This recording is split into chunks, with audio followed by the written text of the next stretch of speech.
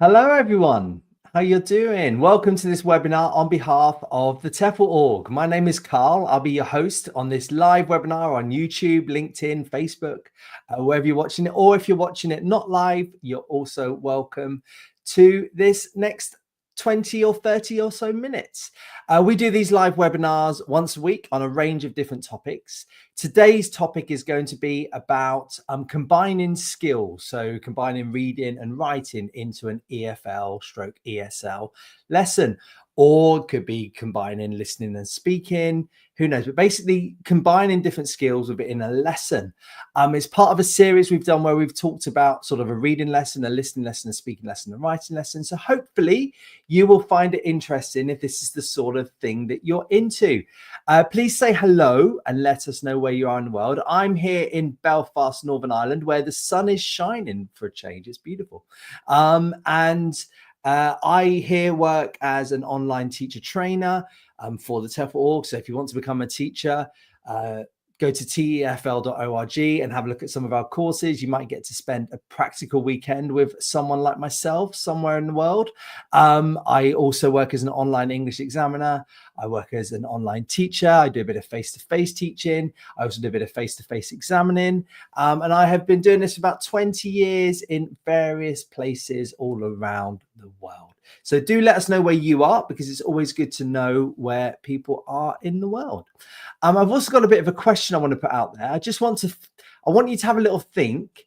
How do you, in your own L1, combine your listening with your speaking skills, for example, reading with writing? What sort of situations in your life do you combine these all together? So you're maybe reading and sort of speaking sort of at a similar time, or listening and writing, whatever it might be. Please do put it in the chat and let us know in what sort of situations you do this.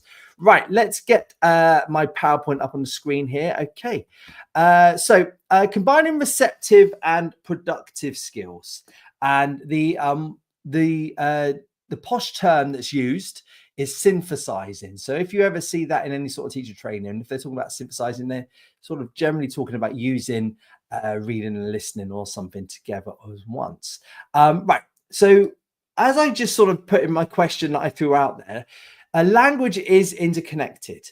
And in the past, so sort of probably over sort of 20 years ago now, the skills within language learning were generally taught, or they were seen to be taught separately.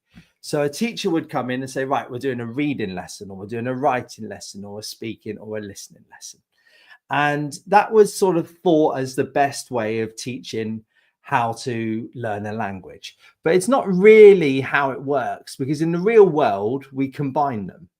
When you're speaking in your L1, that probably comes, hopefully, from listening to someone and responding to them.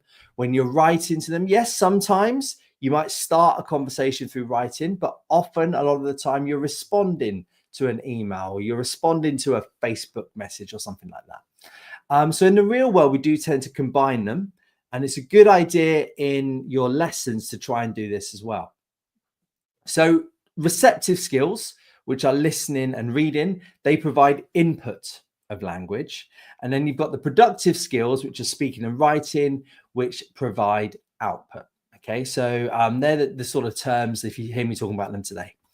Right, and you should try to aim to combine a receptive and a productive skills within a lesson. And some do naturally go together more than others. So, you know, probably reading and writing go together more than listening and speaking. But that doesn't mean you can't do a listening and writing lesson, or you can't do a reading and a speaking lesson, because this also does happen in the real world. So why do it? So basically, what you want your students to do is to take in good quality language. And then that should then help them to produce a meaningful output of language. Now, will it be exactly the same as what they get in? No, because that's not the real world situation. They might take something in, have a little think about it, and then put some output on it. And that's what you're trying to do within the class. And I'm going to give some examples as we go through over the next few slides. And there is a school of thought that if you sort of study good language patterns, that does help to improve your accuracy and does help to improve the fluency of your output as well. So you want students to try and sort of just look at the language or listen to the language and then try and produce it themselves. Now, what do I mean by language patterns? It doesn't necessarily mean grammar. It could be blocks of vocabulary. It could be how sentences flow together. It could be how something works together in a paragraph. It could also be how something works through listening to a lecture, how the lecture evolves, how the lecture flows, this kind of thing. And looking at these and then producing themselves can really be helpful. It also tends to, I believe, increase motivation by being more authentic and relevant. So if you say to a student, think about your own L1, don't think about English, think about your L1. How do you combine listening and speaking? How do you combine reading and writing? And they will see that it's used together. They'll, they might say, well, I get an email and I reply to the email, or I listen to something and I talk about it with my friends. That kind of thing is perfect. And you want to show them that this is how you also will work in English as you're learning. Right. So what are some of the principles of effective integration? Sorry, before I start, I should say hello to all the hellos. The people are saying hello. Hi, Chris in St. Albans, David in Lincolnshire. Always good to see you both. Raminder's here in London. Hello. There's a few anonymous LinkedIn people as well from a few places in the States. Always good to see. Hello. Please do say hello and let us know where you are. Right, what are some of the principles of effective integration? So first of all, try and give it some authenticity. So think about real world examples. Sometimes in a language lesson, there is, a tendency to sort of go down the route of just doing a load of grammar, doing a load of maybe vocabulary studies, and then just thinking, okay, that will help them in their language learning. And it does. There's no going around it. But try and combine that in with some real world examples. So if you're taking a general English class, you might say something like, let's watch this YouTube video. Imagine you're sharing this YouTube video with your best friend and you want to give them a quick summary of why you liked it. Two or three lines, as you might do in WhatsApp, or you might do on Facebook or LinkedIn, or LinkedIn or Instagram, whatever it might be. Sort of try and use your grammar, do your vocabulary, and then keep it with a real world example. Okay. That makes it authentic and makes it useful for them when they leave your lesson and go and fly out inside the real world. Try and make it purposeful. So explain to the learners the integration. So explain to them that, you're going to watch this and then you're going to use what you've watched in the next activity, which is going to be writing. The next activity where you're going to write an email, whatever it might. Explain to them that they're linked together. It's not right. Let's do some reading over. Now do some writing. Try and show them the links between and try and grade them. I'm going to talk a bit more about that on the slide, but grade them on how they integrate these two skills. And then your job, a lot of it is to scaffold. So you might do it bit by bit, or you might guide them through the use of questions in how to understand the text or how to understand the clip you're listening to, and then use that language that they've heard, the examples that you want them to use in the next activity, which is the productive activity. So what are some of the strategies and ideas that I have for doing this? Okay, so a lot of this comes down to sort of pre, during, and post listening or reading. Okay, so first of all, imagine you want to combine you want to get a bit of listening in there. So some of the ideas is you could pre-listen, before they've listened, you could give the title of the clip you're listening to. You could copy and paste something from YouTube, the description, who knows, something like that. You could then get the students to predict the vocabulary that they will have from that title, predict the content that they will listen to from that title. They discuss in pairs together, they take some notes, that kind of thing. They might even formulate some sort of questions that they want to be answered. So if you were watching this 5-minute documentary about, I don't know, history, what would you want to know? and they might say something like they want to know why it happened. They want to know who did it. They'd like to know when it happened. That kind of thing. They formulate some questions together before they watch it or listen to it. Then during the listening, they could take notes or complete a summary. So some of the what I should say is you don't have to do all of these. These are just some ideas, okay? And likewise, these are some ideas that you could do as well. And they could take some notes or complete a summary. When I say complete a summary, you might have given them, say, 3 or 4 headings. They have to take some notes under the 3 or 4 headings that you've given them, and then which they would then use in the next activity. They could also check if their questions were answered. These formulated questions that they wanted to know before, they could just use those and see if those questions were answered. They could use them alongside taking some notes. They could also sort of think, okay, do you agree or disagree? As you're listening, write down some notes about something that you heard and think whether that's true, whether you think that that's false, whether that's something you agree with or something you disagree with. Okay, so these are just some sort of activities. Then after doing the listening, you could have some sort of debate.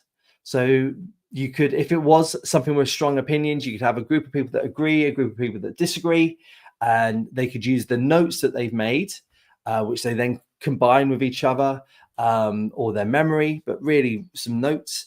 And they could then say, right, in 20 minutes, we're going to have a debate about that listening. They could do some sort of role plays where they have to reenact it from a different point of view, where they have to reenact the situation that they heard or the situation that they saw. They could retell the topic or rewrite the story from a different perspective. So if it was a sort of a 10-minute perspective, a 10-minute video you're watching, then within that, you could think, right, who were the other people that were affected? Do you think that they would agree? Do you think that they would have it? How might they want to tell their story in a 1 minute? And then they record their story or they rewrite their story. So again, there's a lot of focus in these from what they've heard. They're supposed to use what they've heard in this debate, in this role play, in this rewriting the story. Now, the other thing that you could do is give the post-listening task before the listening.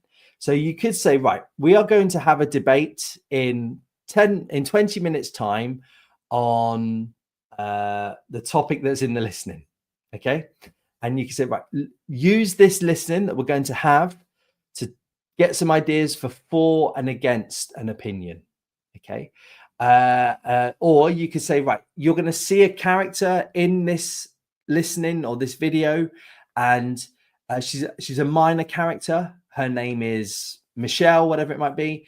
And then you have to take some notes about how you think she is feeling, how she might understand something, or how she might want to see the world. And then afterwards, you're going to tell the story from that. Okay, so just some ideas you can do. You can give it's okay to give the post-listening task beforehand if you think that will work. Right, so some of those ideas might be seen as quite high level. They don't have to be so high level. You know, the debate can last sort of 20, 30 seconds per person as they speak. Retelling a story can also be quite sort of low level if it needs to be. So you would adapt them for the class that you have. And also I'm going to talk a little bit about young learners as well, how to do it in a minute. Right, reading and writing integration. So maybe pre-reading, again, you could give them the title or picture, and they make some predictions about the genre. Is it a story? Is it a newspaper article? Any content that there might be, any vocabulary or the purpose, why someone's writing this. You could give a writing task before the reading and say, look, okay, you're going to be doing this writing task in 20 minutes time. What information can you find in this text to help you to do this writing task? Then during the reading, they could again take some notes for a summary or for the specific task you've asked them. They could read for gist or they could read for detail. So you could give them questions that will then help them with the writing task. So if the writing task is something like write an email, then you could write an email in reply to someone, or write an email asking for information, then you could say, okay, what sort of information don't you have in here that you'd want to find out? What sort of information can you see here that you might want to tell somebody? That kind of thing. Then post reading, they could summarize the article that they've read into a lot less words. So if it was a 200-word essay, they could summarize it into 50 words, something like that, just using the notes that they've made.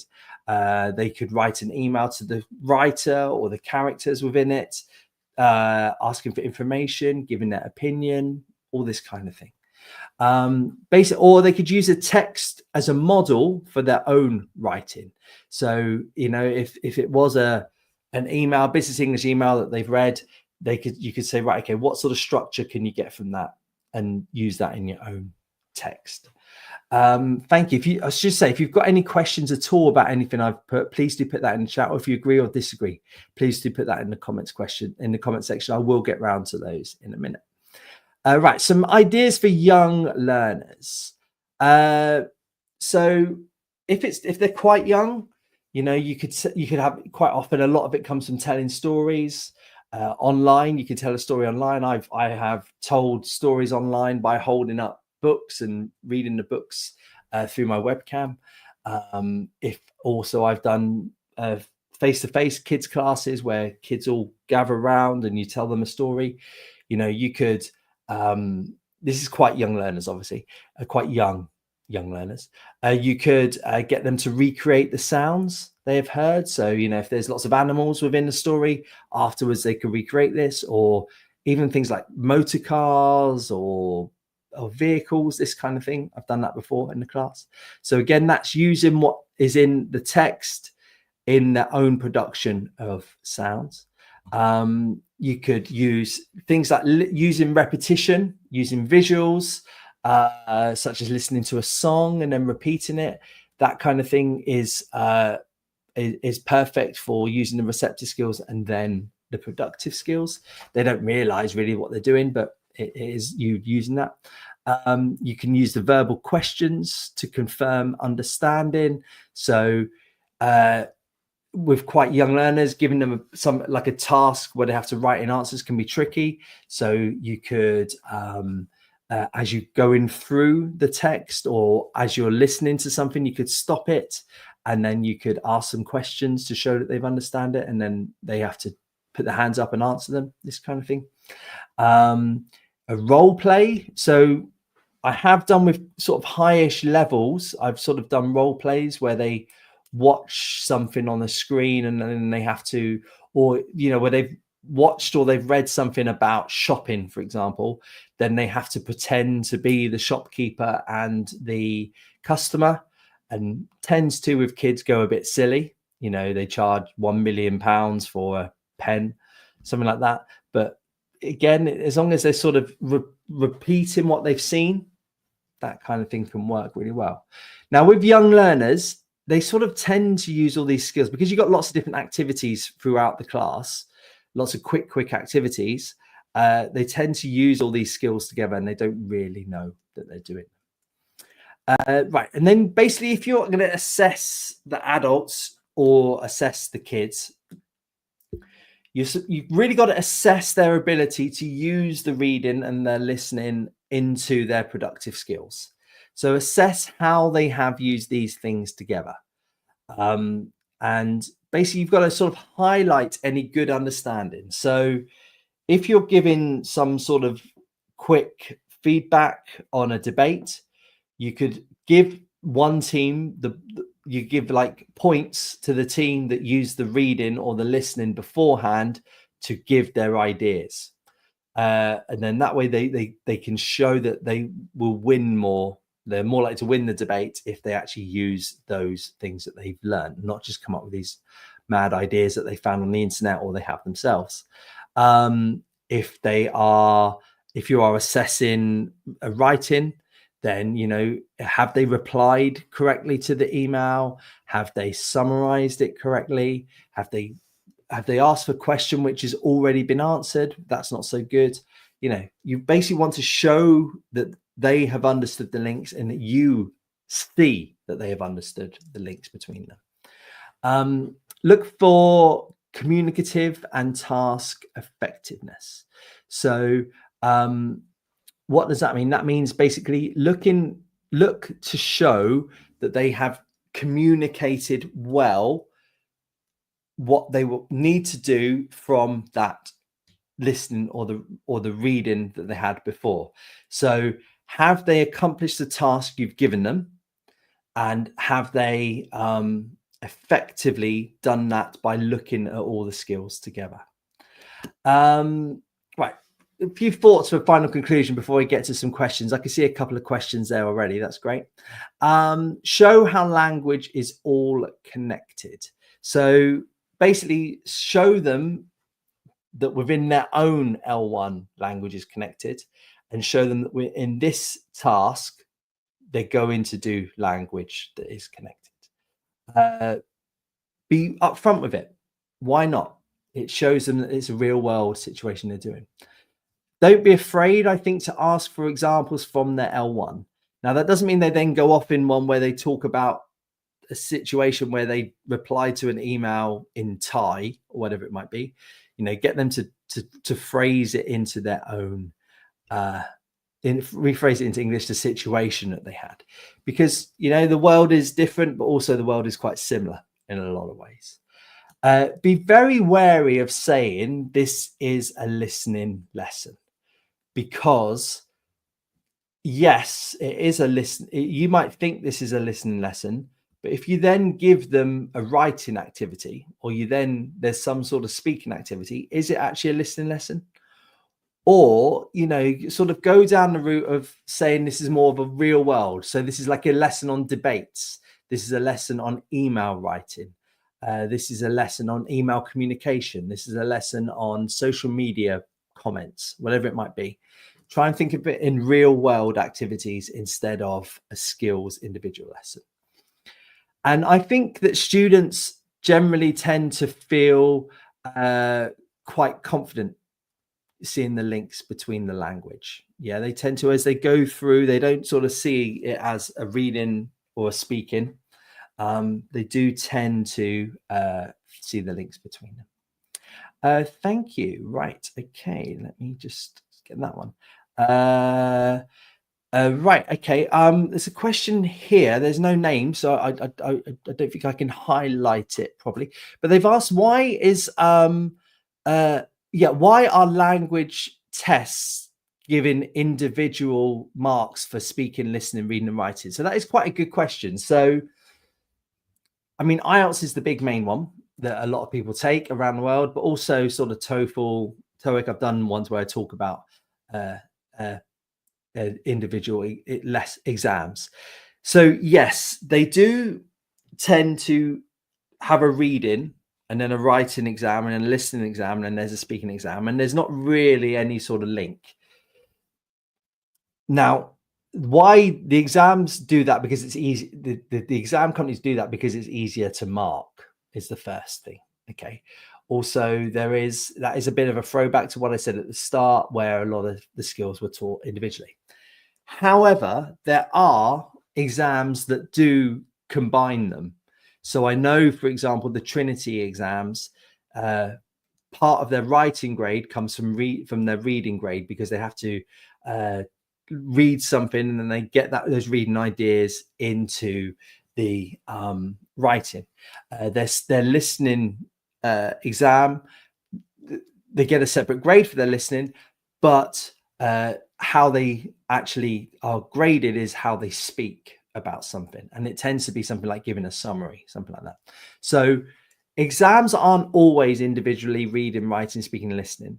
There are exams that are more authentic. I mean, no exam is ever really authentic, but they do tend to work. A lot of EAP exams, English for academic purposes, also do exams, because when you're at university, a lot of what you read comes into what you write, what you marked out.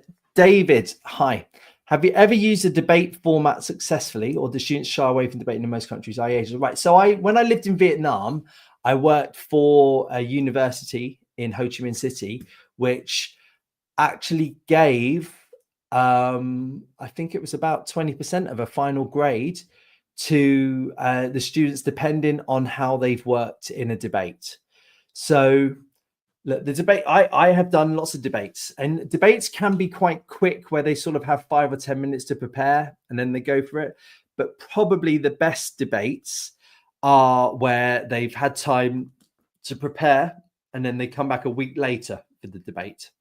So what you can do is, talking about what we've been talking about today, is, you can present them some reading text that you want them to use in the debate. You do some activities pre, during and post, get that all together. And then you say, right, okay, in a week, you're going to have a debate, and you divide them up into 3 or 4 teams, however many, it depends on the number of students, teams of 5, and you show them a debate and you say, this is what's going to happen in the debate.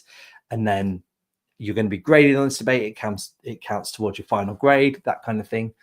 And they really have got into it. I really do think so. It's not something that comes naturally to them. I've done it with teenagers as well, about topics such as, should you wear a uniform in class? Should there be homework in class, in schools, that kind of thing. Again, it works really, really well. I found that, especially with a bit of time, they can really come up with some of the ideas. Yeah. Tell me, David, where are you thinking of doing it? Suparna, hi. How to tackle the pronunciation issue for children, especially. So, right, children pronunciation is tricky. So what you need to do is, basically, with kids, is a lot of drilling. Okay, so you start with songs and they sort of just generally get the sounds, but songs aren't brilliant for pronunciation because you don't tend to sing as you speak all the time, right? So you get some individual words and you just get the students to repeat them as a group. So, you've got some fruits, you're doing fruits and vegetables today, you put the fruits and vegetables in there, you maybe divide them up into syllables, you just put some lines and you say orange. Everyone, orange. And then someone might say orange, and you go, okay, everyone again, orange. Now with kids, it's quite tricky to pick them up one after another. You don't want to pick on them, but if you do get them to do group drilling, group repetition, that works. Then if you then find that 1 or 2 are having issues, when you go round to speak to them individually, or you get on them and say, okay, can you say that word for me? And just get them to say it to you one-on-one, and then just try and get them to say, okay, this sound, ringe, and then you get them to repeat it. I have heard, it's not something I've done much myself, but I do know of people that sort of break up words by syllable or by sound, and they start with the final sound and then they work forwards. And kids sometimes, I've heard, like doing that because it's something a bit different, a bit quirky. So they would start with, if you're saying cucumber, cumber, cucumber, and they're like, oh, cucumber. I know that I've known teachers that do that. Okay, does that answer your question, Suparna? I hope so. More productive, how to make, and a follow-on question, how to make listening lessons more productive. So, I mean, the classic sort of activities from a listening is to get them to, I mean, I don't know if you're talking about kids. Were you talking about kids before?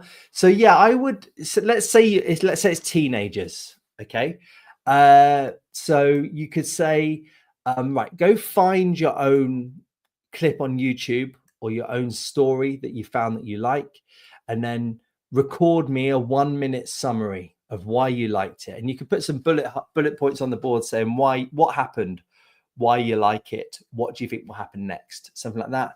Then they can record themselves on their mobile phone, talking about what they've heard, and then they then send that to you. That works.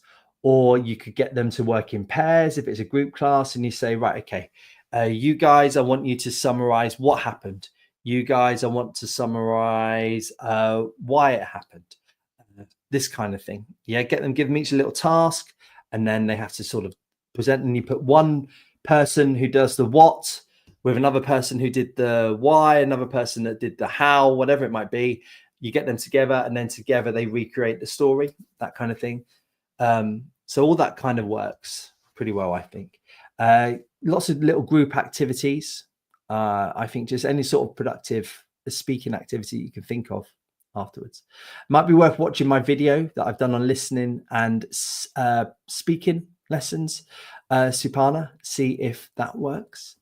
Another question here about about the exam classes again, how to do a speaking lesson or a reading lesson in a specific exam, right? So yeah, that's an interesting one. So I worked for schools that have language schools which have special classes for let's say Cambridge writing.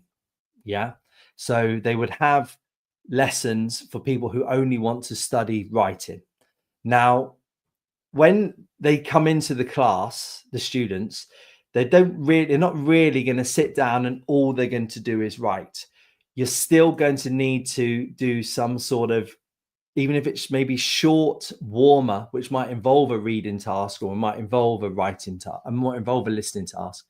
And then from that, they then do the writing part of it. Okay. Same with sort of the speaking. You would give some sort of vocabulary activities. But yes, it is true. You might get given a job where you are going to only do speaking lessons for a specific exam, or if you're going to do speaking conversation classes. And I think it's perfectly fine within a speaking lesson to give a quick 5-10 minute listening or reading activity beforehand, just to activate their knowledge, to activate their ideas, to pick out some vocabulary that they could then use in the speaking or the writing. I think that that's perfectly fine. Thanks. Good question. Supana, can you record an individual style for those who are lacking? So do you mean recording an individual student and then try and help them? Yeah, I think nowadays, so Supana, I've done videos like this where I talk about using using computer tools, like an online toolkit, basically, for examiners. There's lots of different ways you can get them to record themselves and then you listen to it. Worth watching my video back on that. I only did that a couple of weeks ago.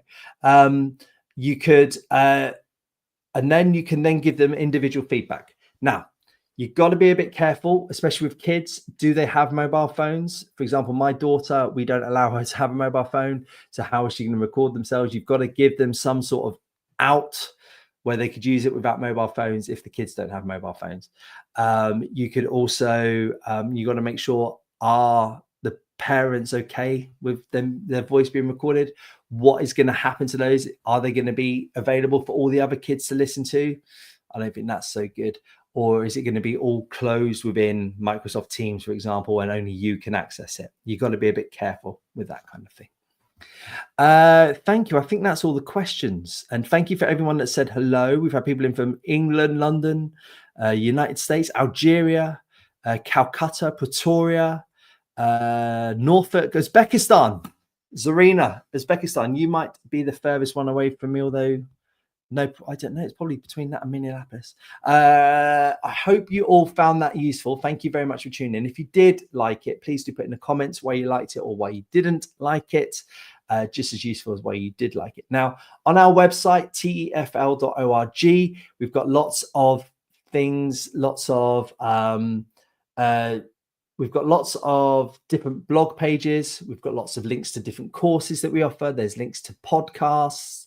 There's links to jobs, all this kind of thing. You'll be able to find lots of stuff that you can will really help you. I've also done lots and lots of these videos here for TEFL on a range of subjects. Really worthwhile going on our YouTube page, having a look at all the different ones. It's not just me that's on there. There's lots of other things from lots of different teachers from around the world.